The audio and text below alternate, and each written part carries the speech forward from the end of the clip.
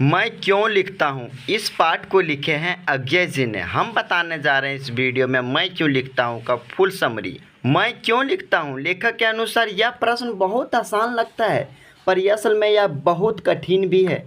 इसका सच्चा तथा वास्तविक उत्तर लेखक के अपने आंतरिक जीवन से संबंध रखता है। यूं सब का संक्षेप में कुछ वाक्यों में विस्तृत वर्णन करना आसान नहीं है और शायद संभव भी नहीं होगा, परंतु जो सभी के लिए उपयोगी हो ऐसे कुछ वाक्यों का वर्णन लेखक कर सकता है। लेखक के लिखने का कारण जानना चाहो तो उसका एक उत्तर तो प्रतीत होता है कि वह स्वयं यह जानना चाहता है कि वह किस लिए लिखता है। लेखक को बिना कुछ लिखे हुए इस प्रश्न का उत्तर मिल ही नहीं सकता, क्योंकि वह एक लेखक लिखकर ही आंतरिक प्रेरणा की लाचारी को पहचानता है, जिसके कारण उसने कुछ लिखा है। लेखक को लगता है कि वह उस आंतरिक लाचारी से मुक्ति पाने के लिए ही कुछ लिखता है। लेखक को ऐसा लगता है कि सभी लेखक रचनाकार नहीं होते तथा उसके द्वारा लिखे गए सभी लेखन भी रचना के दायरे में नहीं होते। तो ये कारण यह भी सही है कि कुछ लेखक प्रसिद्धि मिल जाने के बाद लोगों के द्वारा विवश करने पर भी लिखते हैं। बाहरी लाचारी संपादकों का आग्रह, प्रकाशक मांग, लेखक की स्वयं की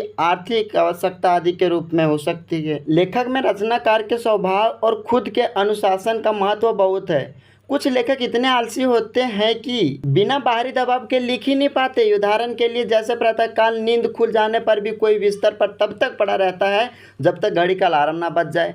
कहने का भी प्रेय यह है कि कुछ लेखक लिखने के काबिलियत होते हुए भी बिना किसी दबाव बनाए लिखने में असमर्थ होते हैं। लेखक विज्ञान का विद्यार्थी रहा है और उनकी नियमित शिक्षा भी विज्ञान विषय में ही हुई है।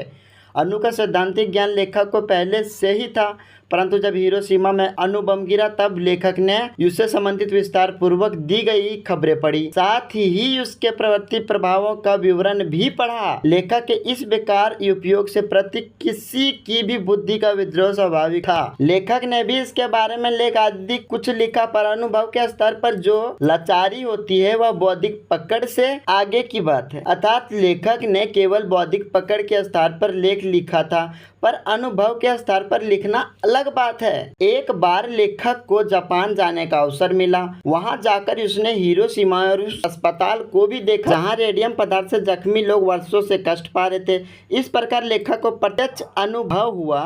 लेखक को लगा कि रचनाकार के लिए अनुभव से अनुभूति गहरी चीज होती है। यही कारण है कि हिरोशिमा में सब देखकर भी उन्होंने वहीं पर तुरंत कुछ नहीं लिखा। एक दिन लेखक ने सड़क पर घूमते हुए देखा कि एक जले हुए पदार्थ पर एक लंबी उजली छाया है। उनकी समझ में आया कि विस्फोट के समय कोई व्यक्ति वहां खड़ा रहा होगा और विस्फोट में बिखरे हुए रेडियोधर्मी पदार्थ की किरणें उसमें रुक गई होगी और उन किरणें ने उस व्यक्ति को भाप बनाकर जुड़ा दिया होगा। इसी कारण पत्थर का वह छाया वाला अंश व्यक्ति के झुलसने से बन गया होगा। यह देखकर लेखक को लगा कि पूरी दुखद घटना जैसे पत्थर पर लिखी गई है। उस छाया को देखकर लेखक को जैसे एक थप्पड़ सा लगा। उसी क्षण अणु विस्फोट जैसे लेखक के अनुभव में आया और वह स्वयं हिरोशिमा के विस्फोट से पीड़ित एक व्यक्ति बन गया। लेखक ने भारत आकर रेलगाड़ी में बैठे बैठे हिरोशिमा पर एक कविता लिखी।